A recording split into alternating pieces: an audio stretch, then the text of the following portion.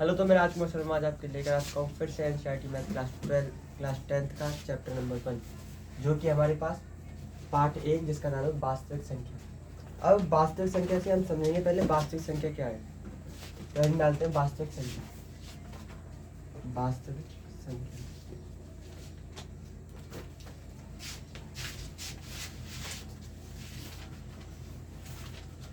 वास्तविक संख्या होती क्या है? सभी संख्याओं को वास्तविक संख्या कहते हैं, जैसे प्राकृतिक संख्या, पूर्णांक संख्या, परिमेय संख्या, ये सभी संख्याएं होंगी वास्तविक संख्या। अब इसकी डेफिनेशन की ओर गौर देंगे, है ना। समस्त संख्याएं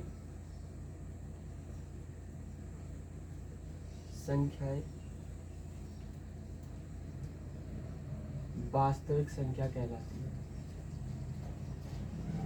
संख्या कहलाती है।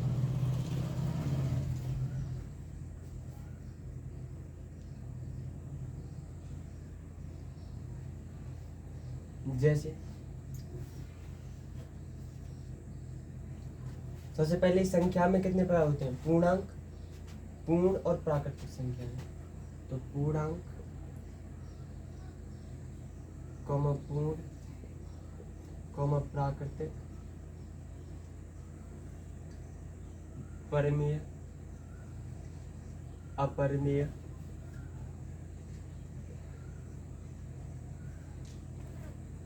आदि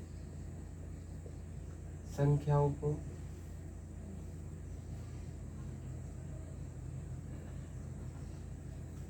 वास्तविक संख्या कहते हैं।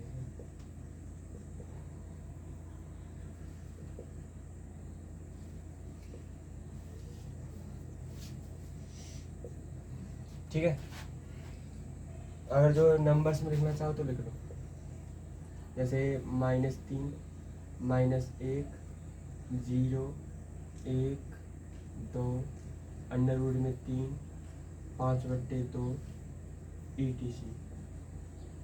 ये सभी संख्याएं जो है वो बिलोंग्स टू है आर। आर का मतलब होता है यहाँ पे रियल नंबर। क्लियर?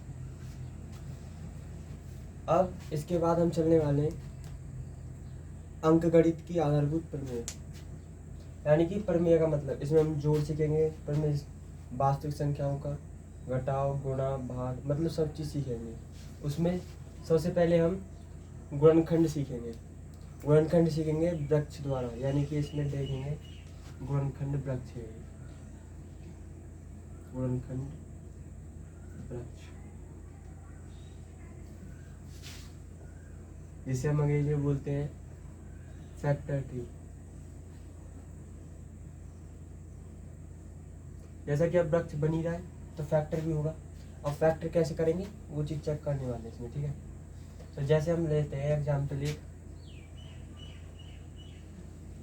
के 3825, 3825 का गुणनखंड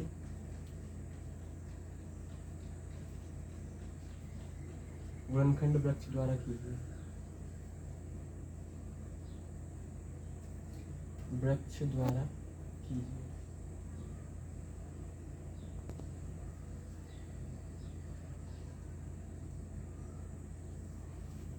तो देखो 3825 है हमारे पास, तो इस नंबर को लिख लेते हैं यहाँ पे।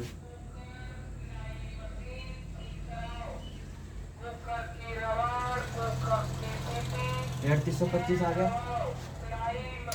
अब 3825 में सबसे पहले ये देखो 2 का भाग जा रहा है इसमें। लास्ट में यदि कोई सम संख्या हो यहाँ पे तो यहाँ पे 2 का भाग जाता, पर यहाँ पे तो 5 है तो 2 का भाग नहीं जा रहा। 3 के देखते हैं। यदि संख्याओं का योग देखो, योग का मतलब 3 + 8 + 2 + 5, 5 और 2 7 और 8 15 3 18, टोटल इनका योग हो गया 18। क्या 18 3 से डिवाइड है? बिल्कुल है, 3 से 18। तो एक फैक्टर तो इसका हो गया हमारा 3, और दूसरा हो गया 3 से भाग देने पे कितना आएगा इसमें? 3 एकम 3, 3 दूनी 6, मोबाइल पर बैठो 21 3 पंजे 15 भाई वाह मुका पता जाम पर गुजारे भाई पता तुमने पर कितना तो यहाँ पे एक फैक्टर तो इसका हो गया 3 यहाँ पे। अब इसको करो 1275 के को दोबारा देखना, फिर 2 से तो भाग जा ही नहीं रहा इसमें, फिर 3 से तो 3 चौक 12, तो एक फैक्टर तो हमारा हो गया 3, और जो भाग दे नहीं पाए इसको यहाँ पे लिखना है 3 चौक 12, 3 दूनी 6 और 3 पंजे 15। पहला फैक्टर 3, दूसरा फैक्टर 3। अब 4 और 2 7 और 5 12, यानी कि अब भी 3 से ये जाएगा, तो एक फैक्टर तो हो गया 3।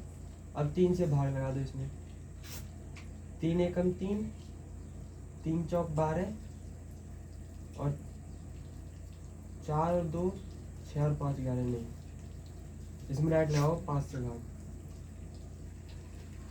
5 अट्ठे 40 और 55 25। अब यहाँ पे 85 आ गया। अब 85 के आगे लिखो यहाँ पे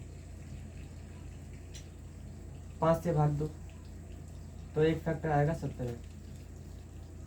अब यहाँ से आगे कुछ नहीं हो रहा, तो हमने इसके फैक्टर देखे 3 गुणा 3 गुणा 5 गुणा 5 गुणा 17, तो यहाँ पे लिख देंगे अतः दी गई संख्या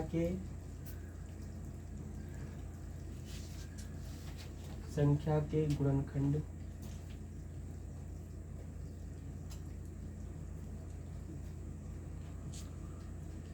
तीन गुणा 3 गुणा 5, 3 गुणा 3 गुणा 5 गुणा 5 और गुणा 17 है।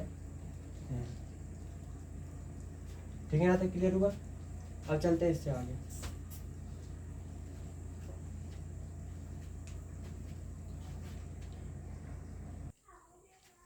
तो इसी के साथ हम आपके लिए अगला एग्जाम्पल लेकर आए, जो कि हमारे पास है गुणनखंड वृक्ष द्वारा 4095 के गुणनखंड ज्ञात कीजिए। तो जैसे हमने पहले वाले एग्जाम्पल में किया है, ऐसे ही अब वाले एग्जाम्पल में करते हैं।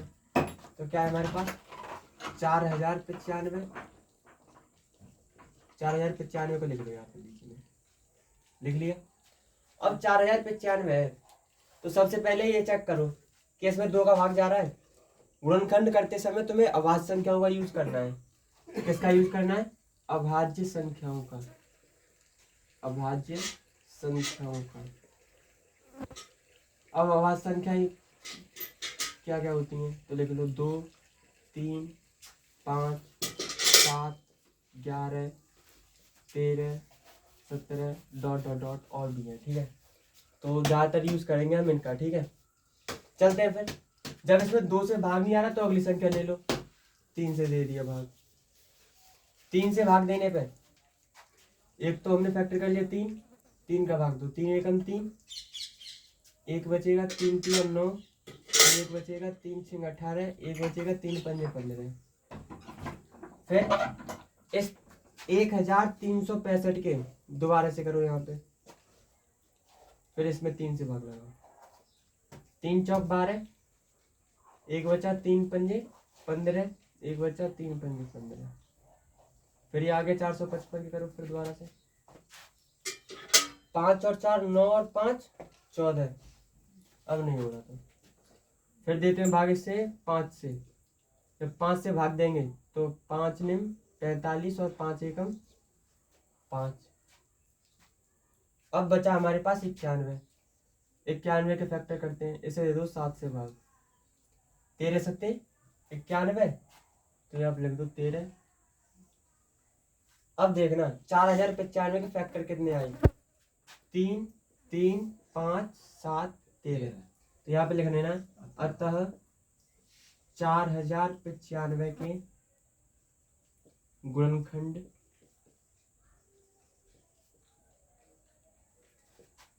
तीन गुणा 3 गुणा 5 गुणा 7 गुणा 13 है। इसी के साथ कुछ एग्जाम्पल नंबर दूसरा भी क्लियर हुआ। अब चलते हैं नेक्स्ट एग्जाम्पल की ओर। तो इसी के साथ हम आपके लेकर आ चुके हैं एग्जाम्पल नंबर 3। स्पष्ट कीजिए कि 7 गुणा 11 गुणा 13 प्लस 13 एक भाज्य संख्या है। तो सबसे पहले जो चीजें दे रखी है इसको हल करेंगे, करते हैं इसको। 7 गुणा 11, 7 गुणा 11 गुणा 13 और प्लस 13, 11 सत्ते 77 गुणा 13 और प्लस 13, 13 सत्ते 91 का 1 हासिल का 9 और 13 सत्ते 91 और 9 1001 हो गया ये, ठीक। और प्लस 13, तो ये हो जाएगा टोटल 1014। अब हमें 1014 के सबसे पहले चेक करना है कि ये भाज्य संख्या या अभाज्य है। तो उसको चेक करने के लिए इसके करते हैं फैक्टर एलसीएम द्वारा। तो लासा द्वारा करेंगे इसका फैक्टर। 1014 को 2 से भाग देते हैं, 2 पंजे 10, 1 बचा न यानी कि 0, 2 सत्ते 14। और देखो यहाँ पर 7 और 5 12 यानी 3 से भाग देते हैं हम, 3 एकम 3, 3 छिंग 18, 3 दिन 27। अब तुम्हें पता हुआ 169 आ गया, तो 169 13 का स्क्वायर होता है, तो 13 लिख दिया यहाँ पे, फिर 13 से भाग दिया। क्योंकि एक अभाज्य संख्या के केवल एक और स्वयं के अतिरिक्त कोई गुणनखंड नहीं होता, क्योंकि अभाज्य संख्या का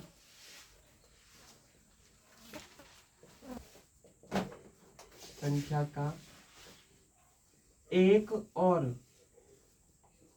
स्वयं के अतिरिक्त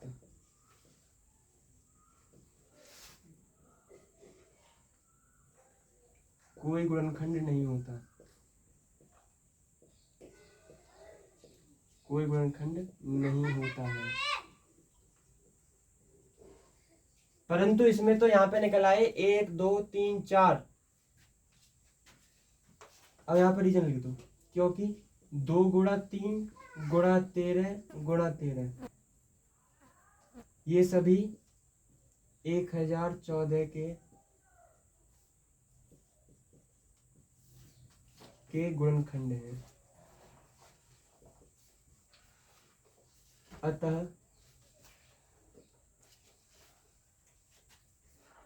संख्या पूरी यही तो है, 7 गुणा 11 गुणा 13 प्लस 13, 7 गुणा 11 गुणा 13 प्लस 13 एक भाज्य संख्या है।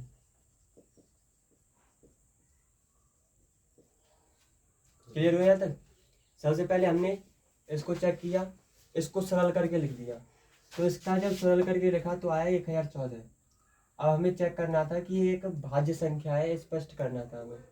तो सबसे पहले हमने इसके फैक्टर किए, फैक्टर करने पे इसके 2 से ज़्यादा गुणनखंड निकल के आए, क्योंकि 2 गुणा 3 गुणा 13 गुणा 13 ये सभी 1014 के गुणनखंड हैं। अतः जो हमारी संख्या थी, जो हमें स्पष्ट करने के लिए दिया था, ये एक भाज्य संख्या है। इसी के साथ चलते हैं नेक्स्ट क्वेश्चन की ओर।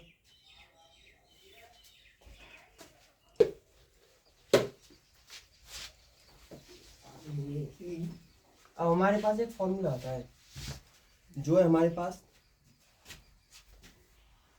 पहली संख्या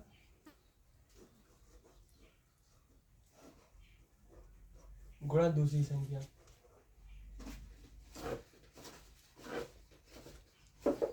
बराबर एलसीएम गुणा एचसीएम। ठीक है, यदि हमसे पूछा जाए कि एलसीएम का फॉर्मूला निकालो, तो इस एचसीएफ को यहाँ भाग में भेज देना। अब हम पहली संख्या की जगह पे ए मान लेते हैं और दूसरी संख्या की जगह पे बी, तो ये फॉर्मूला बन जाएगा एलसीएम गुणा एचसीएम। ठीक है, अब हम बात करें कि एलसीएम का फॉर्मूला क्या होगा। तो नंबर 1 एलसीएम बराबर ए गुणा बी बटे एचसीएफ। अब ऐसी बात करें कि एचसीएफ का फॉर्मूला क्या होगा, तो हो जाएगा एचसीएफ बराबर ए गुणा बी बटे एलसीएम। ठीक है, तो इसी के साथ फॉर्मूले के हिसाब से हमने दो फॉर्मूलों को डेवलप किया। अब चलते हैं इसके न्यूमेरिकल्स की ओर।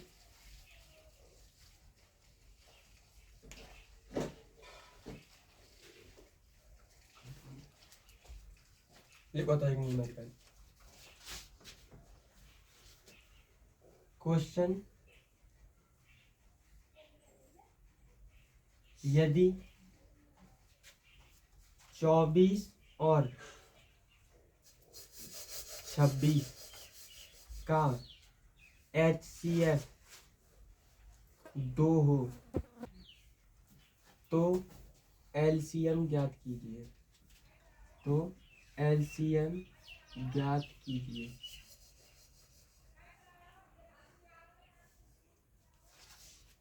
ठीक है, तो देखो पहली संख्या 24 है, दूसरी 26 है, इनका HCF दे रखा है 2, हमें निकालना है LCM।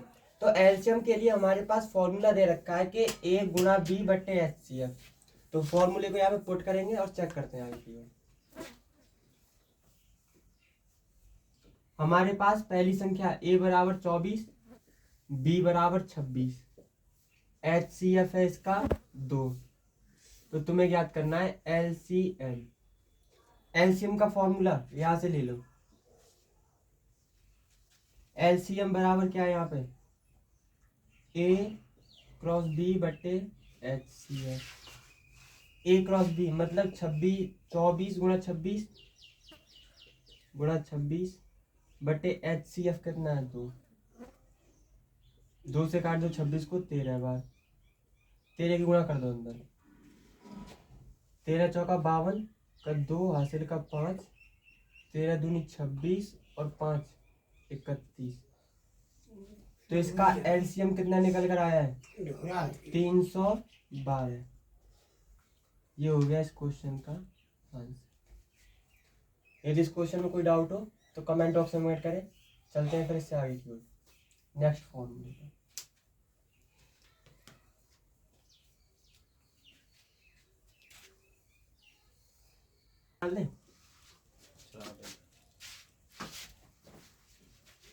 तो क्वेश्चन नंबर दूसरा जो कि हमारे पास, यदि सिंपल से वो लिखे है ना 5 और 6, यहाँ पर लो 50 और 60 का LCM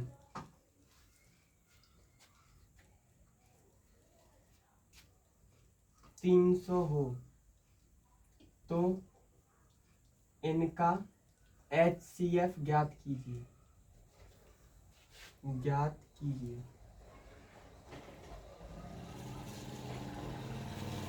जैसा कि हमारे पास फॉर्मूला है पहले से ही, उसको लिखेंगे पहले।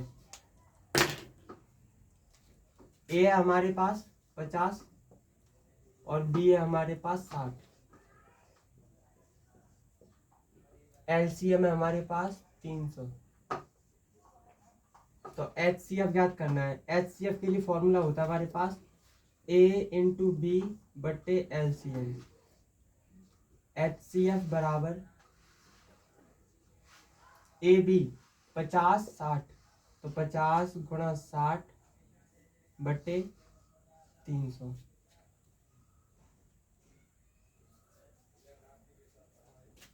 करो तो 6 पंजे 30। देखो चलो दोबारा से करते हैं इसको। 30 गुणा 60 बटे 300। एक जीरो से एक जीरो कटी, दूसरी से ये और 3 से 3 कट गया। तो इसका जो HCF आया वो कितना आ गया यहाँ पे 6। इसी के साथ 30 कर दी 50 की जगह। अच्छा यहाँ पे 50 है तो यहाँ पे कर लो 50।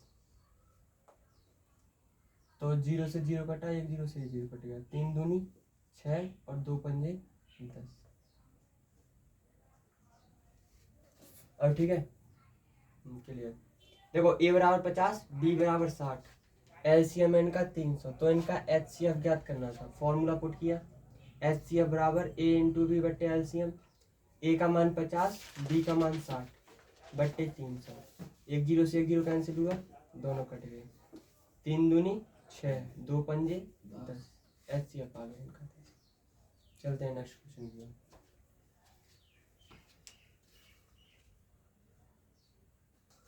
तो हमारे पास एग्जाम्पल नंबर 3 है जो हमें याद करना है। 16 और 24 का 16 और 24 का HCF और LCM, HCF और LCM गुणनखंड विधि द्वारा ज्ञात कीजिए। विधि द्वारा ज्ञात कीजिए।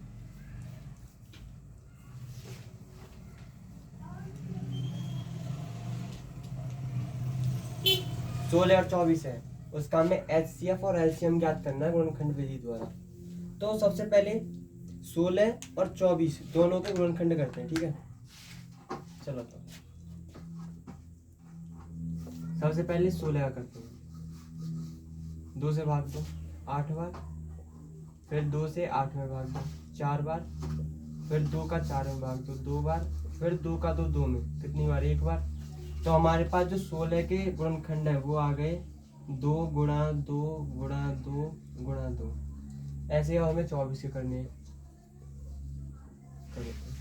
12 दूनी 24, 2 से करो 6 बार, फिर 2 से करो 3, अब यहाँ पे कर दो 3 से 1 बार।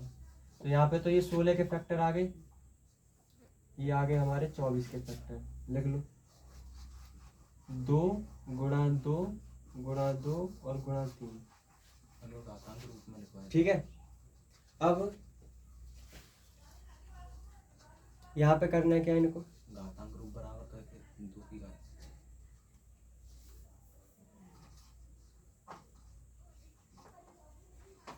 HCF चूज करेंगे पहले इसका। HCF में जो चीज कॉमन आ रही हो उसे लेंगे। एक तो ये कॉमन आ रहा है, एक ये कॉमन आ रहा है, ठीक है।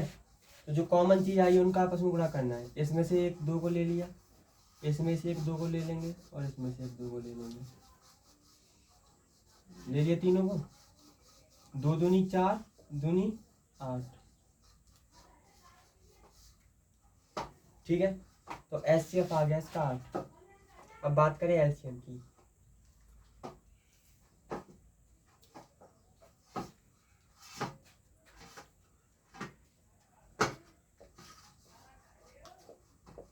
ठीक है, हमें देखो यहाँ से भी सेम हर एक को लेना है एक बार।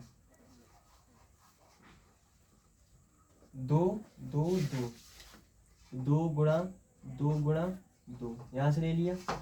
1 2 बच रहा है और 1 3 बच रहा है, तो ले लो गुणा 2 और गुणा 3। 2 दूनी 4 दूनी 8 और दूनी 16 तिया 48। तो हमारे पास HCF तो इसका 8 आ गया और LCM आ गया इसका 48। देखो समझ लो दोबारा से इसको। 16 और 24 का HCF और LCM गुणनखंड विधि द्वारा ज्ञात करना है। तो 16 का जो गुणनखंड होगा वो होगा 2 2 2। ये कितनी बार आ गए, 1 2 3 4, 4 बार लिख दिए गुणा में। ऐसे हमने 24 के गुणनखंड किए, ये आ गया। अब HCF में हम कॉमन लेते हैं। कॉमन एक तो 2 है, दूसरा 2, तीसरा भी 2, तो लिख लिया। इसमें से 1 2 को लिया, इसमें से तीनों गुणा कर दिया। 2 दूनी 4 दूनी 8। अब ऐसे ही हमें हर किसी को लेना है एक बार। तो यहाँ पे 2 2 2, तीनों 2 को लिख लिया। बचा क्या, 1 2 और 3, 2 और 3, इन सभी की आपस में कर दी गुणा। 2 दूनी 4 दूनी 8 दूनी 16 3 48, तो 48 आ गया इसका LCM। फिर चलते हैं अगले क्वेश्चन की ओर। तो इसी के साथ हमारे पास एग्जाम्पल नंबर 4 है, जो कि है वह सबसे बड़ी संख्या ज्ञात कीजिए जो 245 और 129 को इस प्रकार विभाजित करेंगे कि प्रत्येक स्थिति में 5 शेषफल रह जाए। तो सबसे पहले जो 5 शेषफल है उसको हटा दो। अब शेषफल को हटाएं कैसे, 245 में से 5 घटाना है, फिर 1029 में से 5 घटाना है।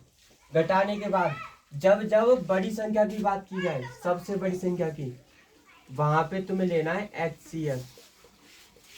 क्या लेना है, HCF। तो सबसे पहले जो शेषफल 5 है उसको उठाते हैं। 245 और 1029 में से 5 को घटाने पर 5 को घटाने पर 245 में से 5 घटाओ तो 240 बचेगा, और 1029 में से 5 घटाओ तो बचेगा 1024। अब क्या करना है, 240 और 1024, 240 और 1024 का HCF लेना है, HCF। तो लेते हैं इसका HCF। 240 के फैक्टर कर लेते हैं यहाँ पे, 2 से 2 120, फिर 2 से 60, फिर 2 से 30, फिर 2 से 15, 3 से 5 और फिर 5 से 1 बार। तो 240 के फैक्टर कितने आ गए,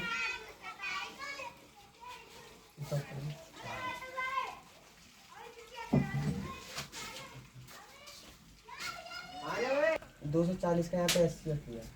तो कितना है हमारे पास, 2 गुणा 2 गुणा 2, कितनी बार है, 2 4 गुणा 3 और गुणा 5। इसी के साथ हम करेंगे 1024 को। तो 1024, 2 से 2 पंजे 10, 512, फिर 2 से 2 दूनी 4, 2 पंजे 10, 2 6 12, फिर 2 से 2 एकम 2, 2 दूनी 4, 2 6 4, फिर 2 25, फिर 2 16, फिर यहाँ पे 2 से 8, फिर 2 से 4, फिर 2 से 2, फिर 2 से 1 बार। 10 बार। तो यहाँ पे हमने 2 की गुणा 2 में 10 बार कर दें तो 1024 आ जाएगा। तो 1024 के फैक्टर हो गए हमारे पास 2 गुणा 2, 2 गुणा 2 गुणा 2 गुणा 2, 2 गुणा 2 गुणा 2 गुणा 2, 1 2 3 4 5 6 7 8 9 10। अब इनको कॉमन ले लो, पहला कॉमन आ गया, दूसरा कॉमन, तीसरा कॉमन और ये चौथा कॉमन।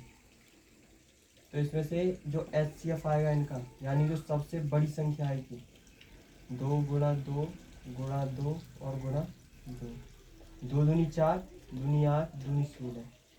तो सबसे बड़ी ऐसी संख्या आई हमारे पास जो 245 और 1029 को विभाजित करने पे 5 शेषफल देगी। ठीक है, लिख दो। अतः सबसे बड़ी संख्या हमारे पास आ चुकी है यहाँ पे 16, जो कि होगा इस क्वेश्चन का आंसर। इसी के साथ हमने यहाँ पे इसको इंट्रोडक्शन क्लियर करते हुए अब इसके एक्सरसाइज की ओर चलेंगे। जय हिंद, जय भारत।